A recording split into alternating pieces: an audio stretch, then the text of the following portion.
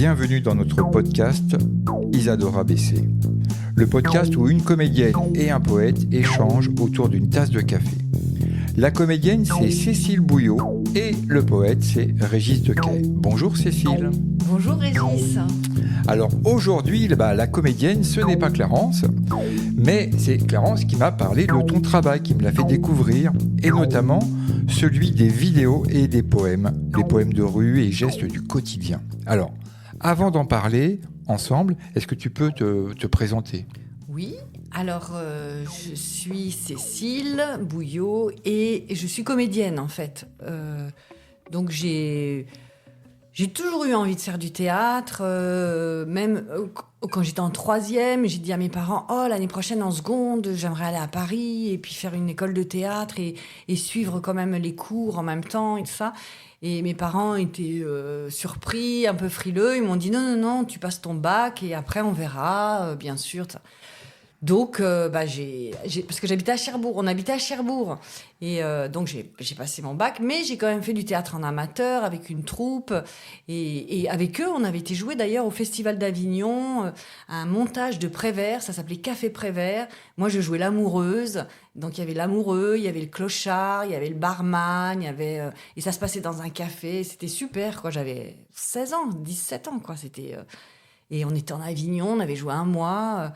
Vraiment, ça m'a confirmé ma vocation, quoi, ou en tout cas ma passion.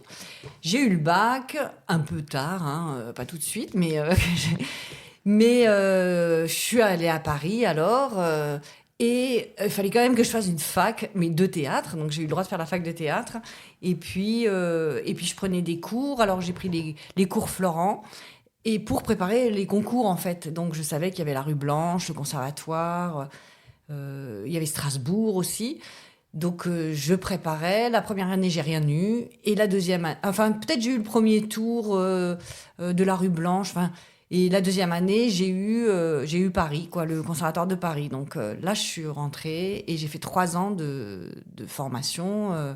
Et c'était plutôt chouette. La première année, super et tout ça. Après, je me lassais un petit peu. Mais la première année, rencontrer la promotion, les différents profs, tous les projets, tout ça. Après, c'était un peu comme c'était Paris. Les gens, déjà, ils pensent à leur carrière. Et il faut les castings, faire la nain. Et voilà, donc j'étais moins conquise. Mais enfin, c'était bien. Et après, JTN, 3 ans, donc la jeune troupe nationale, on est engagé parce que c'est l'État qui nous paye, donc les troupes, ils nous engagent plus facilement, les théâtres, tout ça. Et j'ai fait une carrière normale, assez évidente, quoi, vu le chemin. Voilà, dans le théâtre du subventionné, j'ai travaillé avec des super metteurs en scène, avec des équipes aussi, et ça, c'était bien, parce que j'ai fait plusieurs spectacles avec les metteurs en scène. Et voilà, donc il y a eu un moment fort, c'était avec Denis Podalides, Emmanuel Bourdieu, parce qu'on était un peu du même âge, il était un peu plus âgé que moi, mais on s'était rencontrés aux rencontres à la cartoucherie, autour de Philippe Adrien, qui avait été mon prof au conservatoire. Et puis Emmanuel, il commençait à écrire, et puis il écrivait des textes pour Denis, dans lesquels il écrivait des personnages pour Denis et pour moi. Et c'était vraiment des rôles sur mesure, donc c'était chouette, quoi. On découvrait le texte en même temps, on répétait, enfin, il y avait vraiment une bonne ambiance. On a fait 2-3 spectacles ensemble.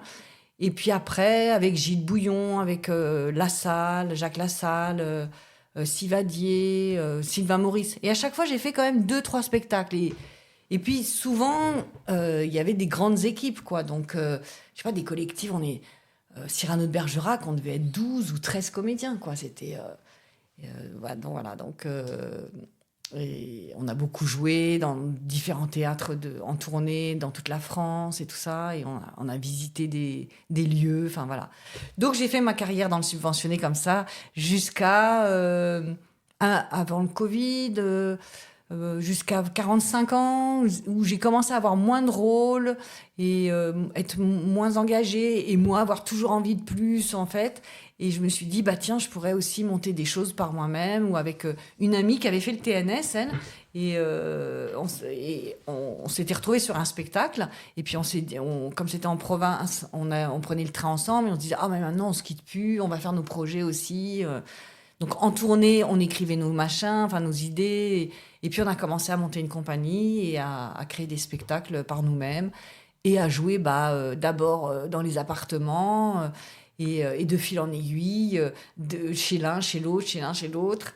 Et notre premier spectacle, c'est Deux femmes, une Ford. C'est un récit de voyage qu'on a adapté de Ella Maillard. Et on l'a joué 200 et quelques fois, quoi. C'est des Suissesses, Ella Maillard. Et il y a même les ayants droit qui sont venus nous voir à Paris. On les a invités plusieurs fois. Et à un moment, ils sont venus. Ils ont beaucoup aimé notre spectacle. Ils nous ont invités en Suisse. On a joué à la Villa Le Lac, à Vevey. Enfin, voilà, donc ça marchait bien, quoi. Donc après, on a fait un autre spectacle. Et depuis quelques années, comme ça, je travaille essentiellement de cette manière-là.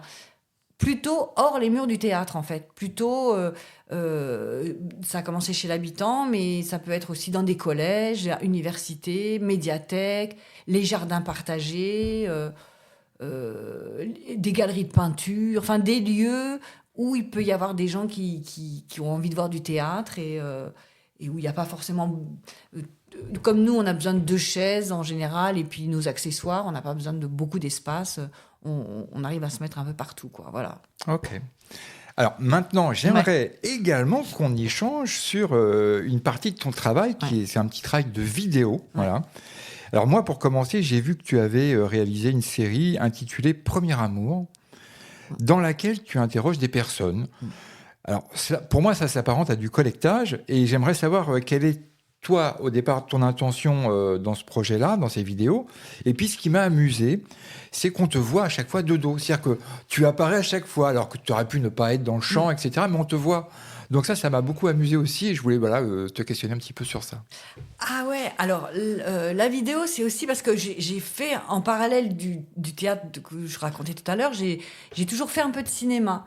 Et j'en ai toujours voulu plus aussi. Et puis, puis ça venait pas forcément, ou voilà, mais je me maintenais comme ça. Et alors, à un moment, je me suis dit, mais je peux faire aussi des vidéos. Enfin, j'avais un rapport à l'image, puis je trouvais que c'était toujours les mêmes comédiens qu'on voit beaucoup, quoi, dans les séries ou dans les films même. Et que l'image se développe beaucoup là depuis un certain temps et que tout le monde peut avoir son droit à son petit moment, tout ça. Donc j'avais envie de filmer aussi des gens, ça leur fait plaisir, quoi, qu'on s'intéresse à eux puis on les montre. Et c'est pour ça que j'ai eu envie de faire des projets vidéo, aussi pour faire un peu de réalisation, pour me dire tiens, je vais pouvoir faire quelque chose avec l'image et peut-être un jour je me mettrai devant ou quoi, mais voilà, de comprendre un peu comment on fait des images et puis de rencontrer des gens et puis de les mettre en valeur, quoi. Alors pourquoi moi je me mets de dos ? Parce que j'ai quand même envie d'être à l'image. Non, mais surtout, c'est que les gens, il m'importait qu'ils soient en relation avec moi, enfin avec quelqu'un, pour qu'ils soient assez nature, tu vois, et qu'ils ne soient pas impressionnés par la caméra. Je n'ai pas une grosse caméra, j'avais un caméscope, mais quand même, quand on fait moteur, les gens, ça les tétanise un peu. Alors que là, je disais juste, attends, je branche, et puis il me regarde, et puis je lui parle, et puis petit à petit, il oublie la caméra, quoi. Donc c'était important pour ça. Mais tu me diras, j'aurais pu me mettre au-dessus de la caméra et qu'on ne voit pas. Oui. Mais je trouvais ça bien de... Non, mais c'est amusant, moi ça m'a amusé. Je trouvais ça amusant, voilà. Et effectivement, moi, c'est vrai que ça me fait penser à du collectage, quand même, d'interroger comme ça les gens sur une même question et de répéter cette espèce de répétition. Moi, je trouve ça super, quoi. Voilà, parce que ce qui m'importe le plus, c'est pas tant ce qu'ils vont me répondre, c'est comment ils vont me répondre. Bien sûr. C'est la manière dont la question va animer leur visage, leur imaginaire, leur angoisse, leur trac. Voilà, c'est... Et c'était de les voir tout d'un coup réagir. Voilà. Oui, c'est ça. Il y a quelque chose d'assez émouvant, en fait, d'assez réel, effectivement. Ouais. Alors, il y avait un autre projet que tu as qui s'appelle Poèmes de rue et gestes du quotidien, qui, pour moi, résonne un peu avec le travail de Clarence, à savoir, c'est capter la parole. Donc, c'est un matériau à retransmettre scéniquement. Est-ce que tu peux nous raconter un petit peu le pourquoi et le comment de ce concept-là poétique ? Oui, alors ça a commencé parce que mon copain, j'avais un copain qui était il avait un langage très fleuri, il avait une manière de s'exprimer, j'étais assez épatée à chaque fois, quoi. Il sortait des trucs, donc je notais et tout ça. Et Et puis après, j'aime bien le matin, enfin quand j'ai un peu de temps, aller au café et tout ça. Et pareil, sur les terrasses, t'entends juste des phrases comme ça et je trouvais ça assez incroyable. Donc j'étais très aux aguets, mais sans le vouloir forcément. Ou quand je croise quelqu'un dans la rue, une fille qui dit à sa mère, je sais pas quoi, et ça me touche, et juste, voilà. Donc j'ai collecté, c'était pas une intention au départ, juste ça me plaisait, je notais, et puis après je me suis dit, ah, mais ça fait quand même de la matière et tout. Ah, puis si je l'organise ensemble. Donc j'ai commencé à faire des petits poèmes, ça veut dire, je les ai rassemblés par dizaines, quoi. Puis j'ai essayé de mettre. Où ça s'est passé, où je l'ai entendu, à quelle période et tout ça. Et puis après, j'ai vu que j'en avais quand même pas mal et je me suis dit, bah, tiens, je pourrais faire une lecture de ça. Et en fait, je me souviens exactement comment la personne le disait, par exemple. Ah ouais, ouais, et ce qui me plaisait, c'était pas de jouer, mais de retrouver l'élan, la nécessité de manière dont elle a dit ça, quoi. Enfin, tu vois, et alors, je me suis dit, bah tiens, je vais essayer de commencer à le lire. Et puis, je me suis dit, oui, ça peut faire un spectacle, une performance, quoi. Oui, c'est ça, une petite... Mais Ouais. ouais. Parce que j'ai mon ordi et tout. Mais après, je me suis dit, bon, donc il y a les textes, mais il y a aussi des gestes. Tu as des gens, ils font des gestes. Donc, j'ai essayé de repérer des gestes qui se font dans la rue ou des tics des uns des autres. Et je les ai un peu chorégraphiés, je les ai répétés par deux, j'ai mis une bande-son derrière, et j'ai fait comme une petite chorégraphie de gestes du quotidien, quoi. Voilà. D'accord. Alors, dans un autre registre, j'ai regardé également la série de vidéos de la plaisante sagesse lyonnaise, Maxime et réflexion morale de Justin Godard. Alors, qui sont, il me semble, tes dernières à ce jour, mais peut-être que je me trompe. Ouais, c'est le dernier projet, exactement. Voilà. Ouais. Alors là, tu es avec un comédien. Oui. Qui s'appelle Philippe Frécon, voilà. que je connais depuis le conservatoire. D'accord. Alors ça, c'est sur un schéma qui se répète. C'est un format court, on va dire, où... alors moi, j'ai trouvé ça assez étonnant, quoi, assez original. Ces petites phrases comme ça qui sont répétées à chaque fois de manière systématique, par toi et par lui, voilà. Et puis à chaque fois, 2 fois, et de manière différente à chaque fois, voilà. Et alors moi, ce qui m'a posé comme question, ce que je me suis demandé, c'est pourquoi ce texte-là, d'abord. Et puis, est-ce que toi, tu voulais montrer quelque chose de spécifique à travers ça ? Alors, pourquoi ce texte ? En fait, c'est Philippe qui est lyonnais. Et on avait envie, donc on se connaît très bien, ça fait des années et tout ça. On a partagé des moments de théâtre, puis après on a eu des carrières différentes, puis des vies différentes, puis là on se retrouve un peu... il connaît ma famille aussi, tout ça. Mes projets vidéo, il les a toujours suivis aussi de loin, par Facebook ou des choses comme ça. Et donc on avait envie de travailler ensemble. Moi, je savais pas trop. Je voulais faire quelque chose sur le théâtre avec lui, quoi. Justement, comme on se connaît bien par rapport au théâtre.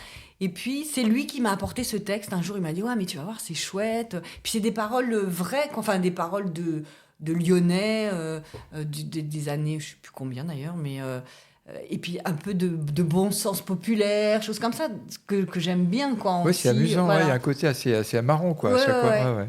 Et donc, c'est des phrases très courtes, enfin, c'est une phrase, quoi.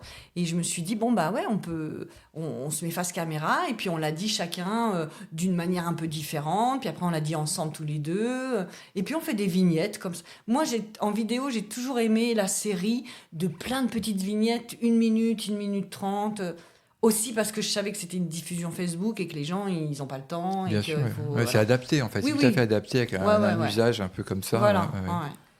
Et donc, cette plaisante sagesse lyonnaise, ça nous a bien amusés. Et voilà, on en a enregistré, je sais pas, une trentaine, je crois. Ah, c'est pas mal. Ouais, tu as beaucoup de séries, en fait, comme ça. Parce que là, sur les premières fois, il y en a, on disait, une 50aine, c'est ça. Là, c'est une 30aine. Enfin, apparemment, tu es assez sériel, on va dire. Exactement. Voilà. Exactement. Ouais. Je tiens pas sur la longueur, je pense, d'ailleurs. Ouais. Enfin, tu vois, un projet, j'ai jamais fait de court-métrage, par exemple. Je suis pas attirée par ça, quoi. C'est vraiment... des petits coups comme ça, des variations. J'aime bien aussi les variations, enfin, reprendre différemment. Ouais. Alors, on vient d'évoquer certaines de tes réalisations qui ont en commun la vidéo, mais quel est ton rapport, toi, avec ce médium spécifique, la vidéo ? La vidéo, le cinéma, moi j'aime. Alors, le cinéma, c'est de la vidéo, oui. Oui, l'image, quoi. Oui. c'est plus compliqué pour moi que le théâtre parce que j'en ai moins fait et que c'est quand même hyper différent. Et que moi, je suis une actrice qui a tendance à parler fort ou à être assez expressive. Et au cinéma, ça se voit tout de Ouais, suite. tout de Enfin, tu vois, suite, il faut ouais. baisser les potards, il faut être assez nature, presque par-dessus la jambe. Moi, je dirais, moi, quand je les vois jouer, des fois, les comédiens, je fais quand même. Et donc, je suis pas très à l'aise. Hein. Enfin, j'ai pas. Je suis pas je pense pas que je sois une actrice et puis je suis pas hyper belle donc je peux pas jouer non plus là-dessus. Enfin, je sais pas, j'ai toujours envie de bouger quand même et ça fausse un peu. Enfin, ouais. Bon. Alors, c'est une question Oui. qui recoupe un peu là, celle qu'on vient de poser. C'est-à-dire qu'on a vu que tu faisais du théâtre Oui. sur scène, hors les murs, voilà. Et toi, quel est ton positionnement spécifique dans l'utilisation de ces deux médiums? Parce que la vidéo, la scène, enfin, toi, c'est quand même pas la même chose. Donc, Non, c'est pas la même chose, non. Le théâtre, c'est vraiment pour. Ce qui m'importe, c'est d'être en proximité et en relation quand même avec le public, de sentir qu'on vit la même chose, enfin qu'il y a quelque chose qu'on est en train de vivre ensemble, quoi, au moment T, enfin de la représentation. On échange, on le sent d'ailleurs. Au début, bon, ça flotte un peu, puis à un moment, pouf, tu sens que ça y est, c'est parti, enfin qu'il y a une communion, même s'il y en a qui ferment les yeux ou quoi. Enfin, je veux dire, non, tu sens qu'il y a quand même, on ne sait pas où, mais il y a quelque chose qui fait qu'on est ensemble et que par les mots par certains mots, pas que par le sens d'ailleurs, hein, par du rythme et tout ça, il y a il se passe quelque chose à ce moment-là.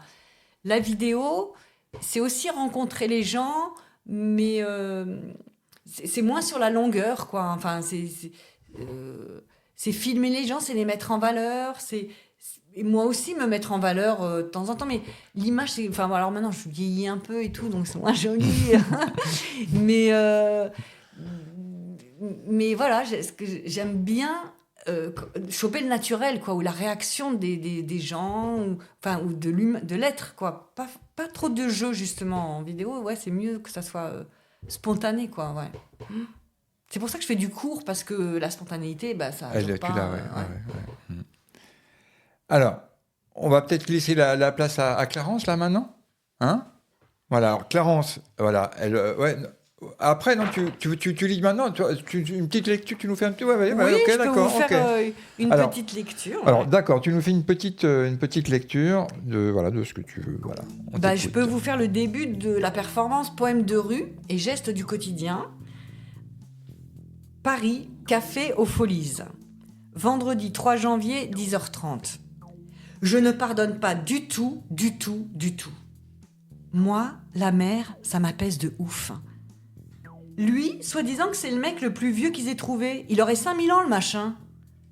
Bah, moi, je vais attendre ma grand-mère. Elle arrive à 17h30. Oh, ça doit pas sentir bon, je pense. Quand j'étais gamin, mes chanteurs préférés, c'était Sheila et Ringo. Je les adorais. Je sais pas quel est le salaire moyen en République tchèque. Elle est avec un mec, c'est pas une méga lumière. Mais ils ont qu'à lancer ces deux parents, non? Le Q5 avec 3 litres de cylindrée, ça doit claquer. Hein. Le décès du fils à Bertrand, bah oui, le problème qu'il avait, c'était la bibine. Mardi 7 janvier, 17h10. Ah non, ça suffit, la messe est dite. Je vais vous prendre un petit porto rouge. J'aime danser le zouk, le tango, la valse, le rock, la techno. Vous êtes pingre, vous ne dépensez que pour vous. Je vais essayer de faire mieux que si c'était pour moi. Tiens, la nuit est déjà dans le soleil. Ça va marcher, il y a de la thune, ça va marcher, l'idée est bonne. T'as des enfants rois et des enfants blessés. Remarque, c'est tentant, les temps. T'en as, toi, des acouphènes? Le jeune soleil à l'orée du ciel en sa nouvelle fleur. Il ne tenait que grâce à son tourment. Placides, les cannes, les canards et les cygnes glissent dans le rouge du soleil couchant. Comme d'habitude, les humains sont comme ça. Merci beaucoup. Alors, maintenant, une petite surprise. Clarence va nous rejoindre et elle a écrit un petit texte, voilà, après avoir assisté justement à tes performances. Et elle va nous lire ce petit texte. Super, merci. Voilà, un changement de position. Voilà, Clarence en piste. Voilà. Alors déjà, je voulais dire que c'est toujours un plaisir de t'entendre, Cécile. Je reconnais bien là ce que j'avais entendu. Alors, j'ai donc écrit un texte. Sous la chaleur étouffante de l'été, quelques bancs sont disposés pour une scène improvisée. Devant nous, un mur en pierre d'où tombe le lierre. Et solitaire et patiente, 2 chaises vides et silencieuses attendent. Dans un petit jardin bien à l'étroit du 20e arrondissement de Paris, le public s'impatiente, mais où diable se cachent les comédiennes. Soudain, vives, joyeuses et tonitruantes, elles font leurs entrées. Louise, elle est folle, nous crient les bouches de Cécile et sa comparse, et de leurs mots et de leurs gestes, elles nous jouent ensemble le texte. Et pour la première fois, je la vois, la regarde, je peux presque la toucher, elle qui, jusqu'à ce jour follement chaud, je n'ai vu qu'au travers d'un écran et à l'écoute de son écriture. Rouge la bouche, noire les cheveux, grande le corps, longue les jambes, courte la jupe, et je l'aime déjà Cécile, la parisienne, la comédienne. Et je ris avec elle et j'avale ses mots. Me reconnaît-elle, ne puis-je m'empêcher de penser ? La pièce s'achève et aussitôt je m'inquiète. Une première rencontre peut être la dernière, une vidéo n'est pas la réalité, dois-je m'éclipser ? Mais à peine les applaudissements s'éteignent qu'elle s'avance vers moi, m'embrassant les 2 joues, et nos balbutiements prendront le temps de se transformer en conversation, alors que sointe sous nos aisselles la sueur de la canicule de juillet. On se reverra, déjà, je le sais, on se rappelle bientôt, déjà, elle me le dit. Et un peu plus tard, dans une rue pavée, je retournerai la voir dans une jolie librairie à Saint-Mandé. Un ordinateur posé sur un pupitre, 6 immenses lunettes sur son nez, majestueuse, elle est plantée. Poème de rue et gestes du quotidien, c'est comme ça qu'elle l'appelle son truc à donner. Et dans sa langue et dans son corps jaillissent mots, phrases, expressions, blagues et émotions, jetées en l'air à la face du public, bribes vivantes que l'on se doit de cueillir en s'imaginant être dans la rue, un café, un stade de foot. La devinant, elle, en train de noter tout ce qu'elle perçoit. Entre les mots, elle se tait. La musique se fait entendre, ses gestes se mettent à danser. Sous ses doigts vibrant dans l'air, les paroles des gens collectés reviennent en mémoire à chaque mouvement qu'elle crée. Elle est ainsi, Cécile, la parisienne, la paroleuse, la généreuse. Et d'un verre dans un bar, d'un déjeuner au comptoir, d'un théâtre où elle viendra à son tour me voir, je ne cesse de la revoir. Et aujourd'hui, penchée sur notre micro, elle nous livre ces mots d'artiste, ces mots poétiques. Et c'est avec beaucoup d'émotion et un certain ravissement que nous ne pouvons que lui murmurer ce doux mot de « merci d'être avec nous ». Merci pour ce texte, Clarence. Alors, évidemment, sur le site Isadora BC, on va mettre les 2-3 liens là, qu'on va pouvoir mettre pour retrouver un peu le travail de Cécile. Voilà, en tout cas, sous ces petites vignettes, vidéos, etc. Et puis, voilà, puis moi, je suis ravi d'avoir fait ta connaissance. Et moi, je suis presque sans voix du texte de Clarence. C'est magnifique, quoi. J'ai rencontré quelqu'un, j'ai l'impression. Je me suis rencontrée moi-même, peut-être. Mais c'est génial, merci Clarence. Et c'est vrai, hein, tout ce qu'elle a dit, je me souviens, les rencontres et tout ça, c'est bien écrit, c'est bien rythmé, on s'y croirait, quoi. Enfin, moi, je m'y suis recrue. recrue. Et j'ai des frissons, tout ça, merci beaucoup, c'est gentil, et puis c'est beau, c'est bien écrit, merci. Voilà, merci et à bientôt.